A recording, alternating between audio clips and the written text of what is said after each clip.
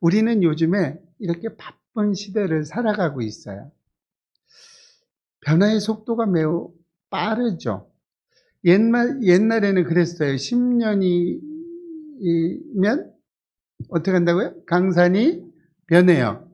근데 지금은 1년이면 강산이 변할 뿐만 아니라 사람의 마음과 생각까지도 싹 다 변해요. 언제 그랬냐는 식이에요. 1년 전에 했던 말, 지금은 무색하게 하죠. 제가 이제 외국에서 생활을 하다가 한국으로 와보면 제가 적응이 안 돼요. 제가 나름대로 적응을 빨리 하거든요. 근데 적응을 못 하겠어요. 은행을 못 가요. 전에 은행을 가지고 놀 정도로 은행을 하고 관공서를 막 이렇게 뭐 무슨 서류 그러면 막 그냥 일처리가 일사불란했는데 요즘에는 안 돼요. 이렇게 힘들게 살아가요. 그런데 이런 시대를 살다가 보니까 뭐가 바뀌어갔어요? 물질은 풍요하고 편리함 가운데 세상이 살기가 좋아요. 그런데 정작 감사는 점점 사라지고 있는 시대를 우리가 살아가고 있다는 거예요. 감사할 줄 몰라요. 당연한 것으로 알아요. 그런데 우리가 늘 감사를 해야 되는 이유가 있죠. 왜 그래요? 모든 것이 내 것이 아니고 하나님 것이기 때문에 우리는 감사할 수 있어요. 지금 요즘 시대는 어떻게 해요? 이런 감사 대신에 뭐가 자리 잡아요? 불평이 자리 잡고 있죠. 그리고 만족하는 대신에 뭐가 돼요?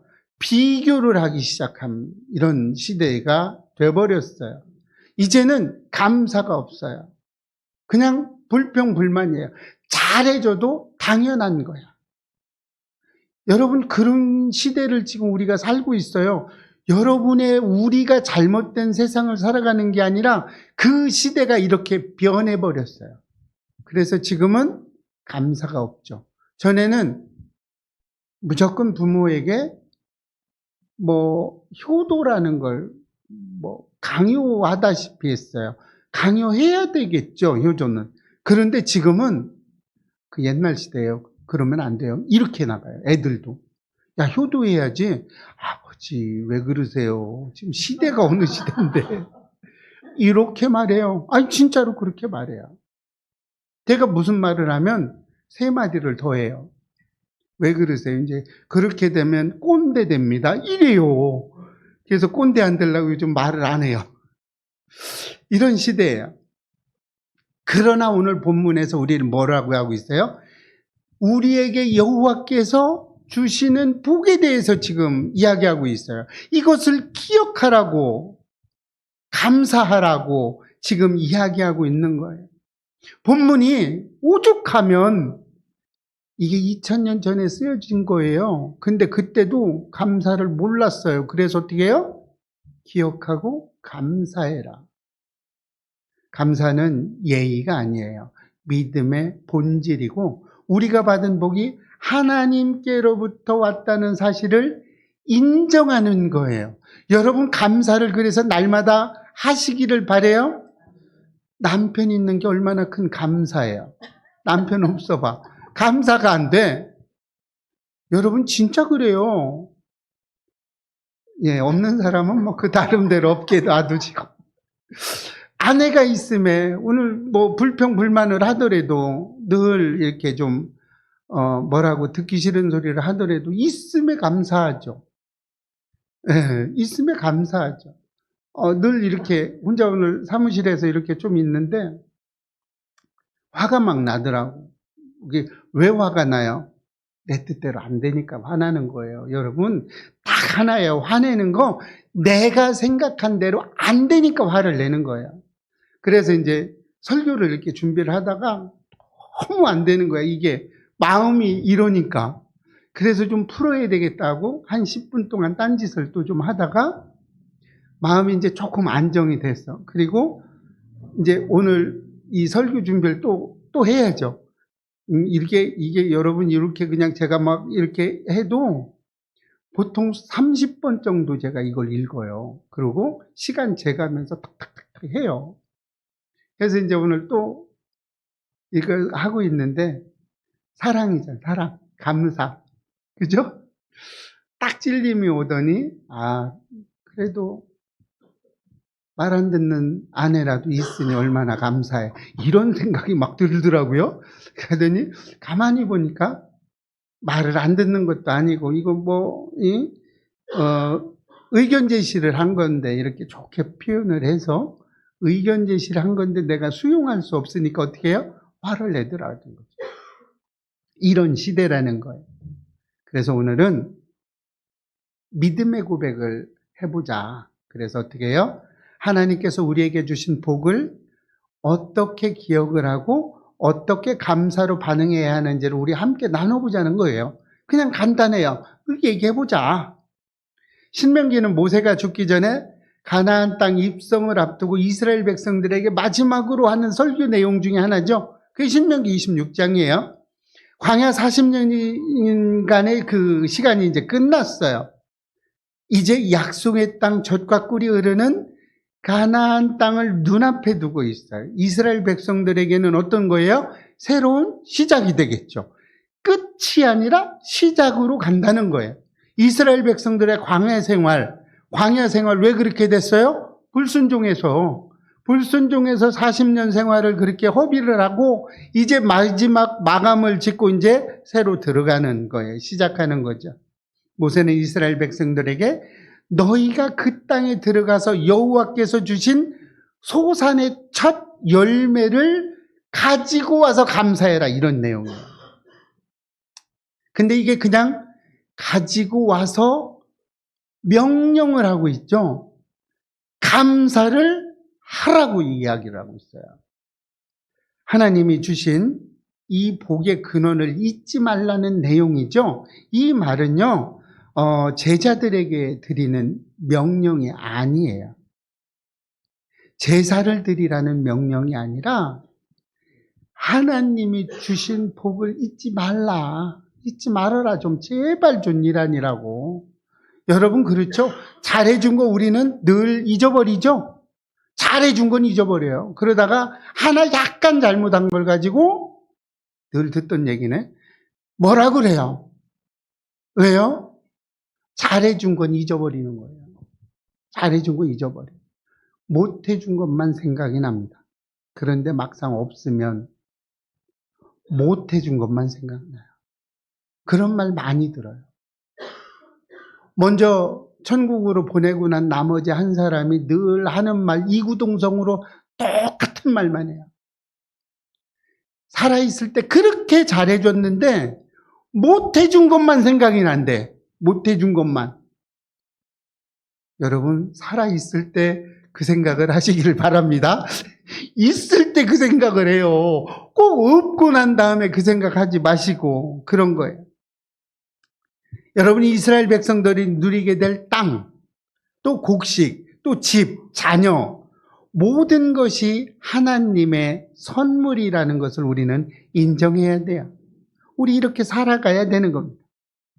이 시대를 살아가는 우리도 마찬가지로 우리 집과 직장, 자녀, 속세기는 아내 있다고 하더라도 우리는 감사해야 되겠죠.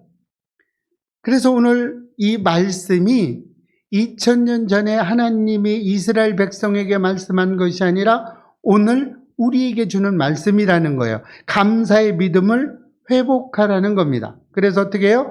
하나님의 음성을 우리는 듣고 그 음성에 반응하는 저와 여러분 되시기를 축복합니다. 그래서 오늘 본문에서 말하고 있는 감사의 믿음을 통해서 여호와께서 주신 복에 대해서 알아보고 은혜 받고, 은혜만 받아요.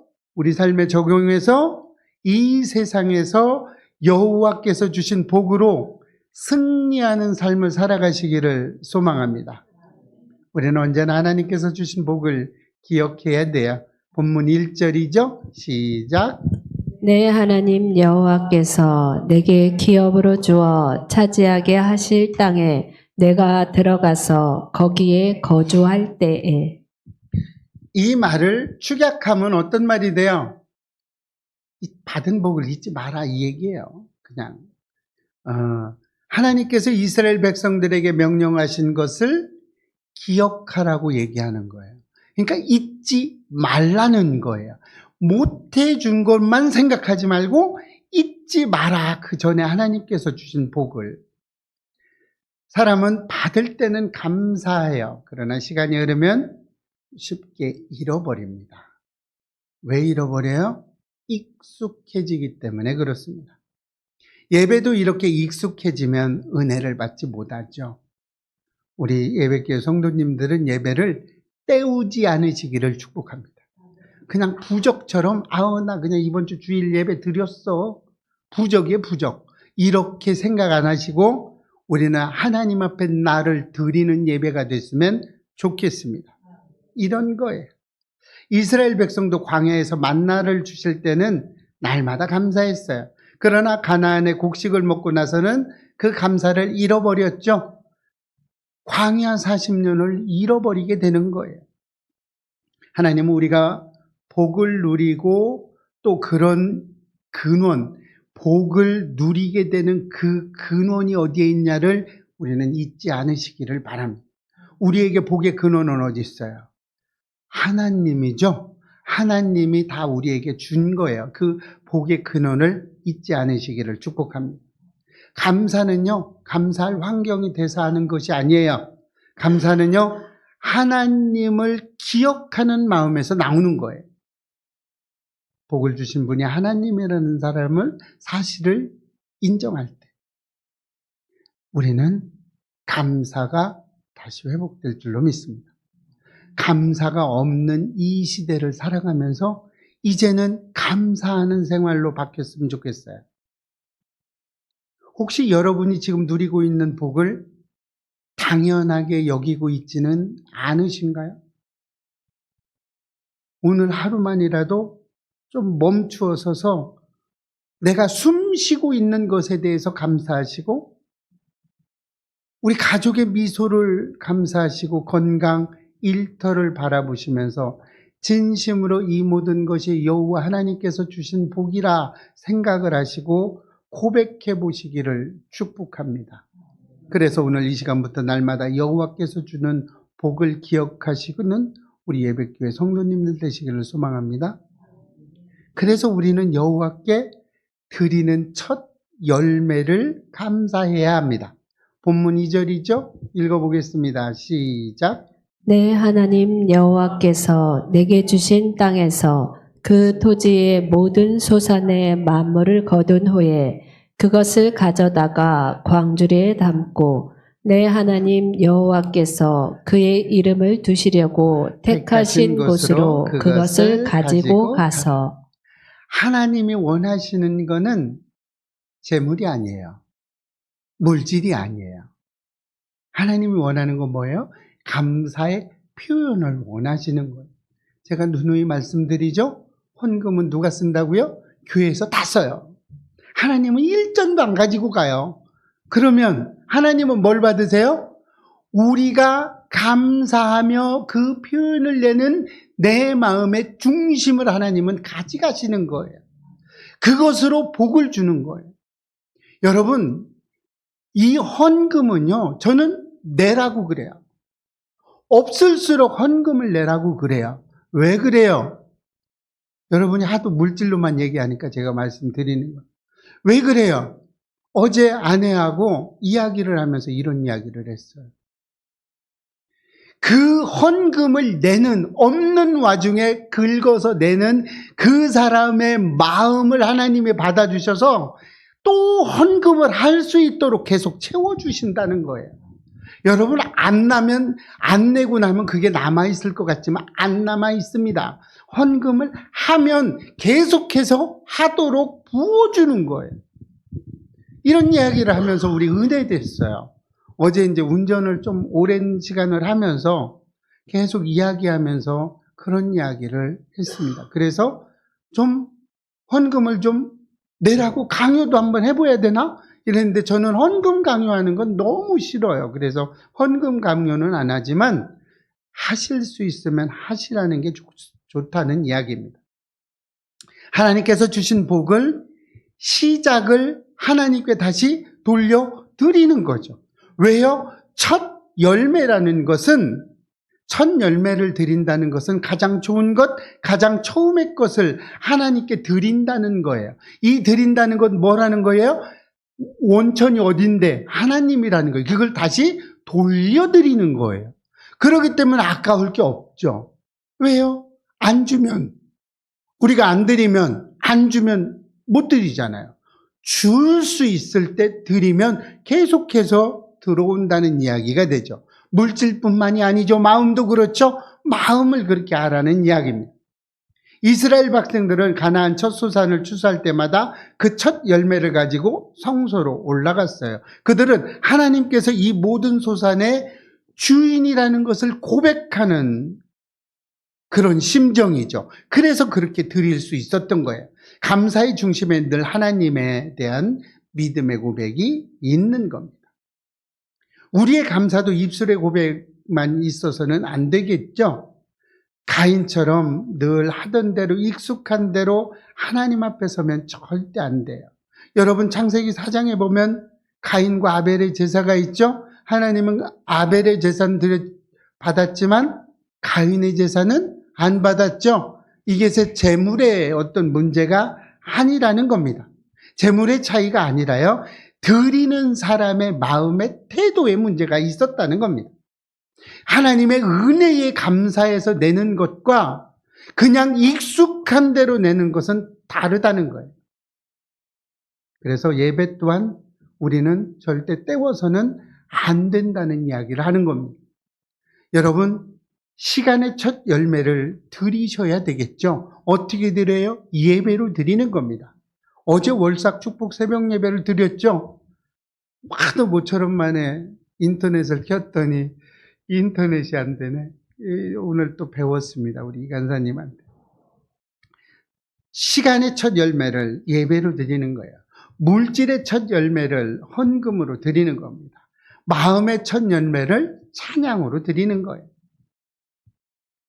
이렇게 드리는 우리의 마음을 하나님은 기쁘게 받으신다는 겁니다. 우리 예배교회 성도님들도 하루하루의 삶에서 시간과 물질과 모든 것의 첫 것을 드림으로 하나님 앞에 칭찬받는 믿음의 성도가 되시기를 주의 이름으로 축복합니다. 그리고 우리는 매일 여호와께 주신 복을 나눠야 되는 거예요. 본문 11절입니다. 시작. 너는 레위인과 너희 가운데 거류하는 객과 함께 즐거워할지니라. 감사의 완성은 나눔입니다. 그래서 우리 전하세가 감사한 거예요. 나누는 삶을 살으니까.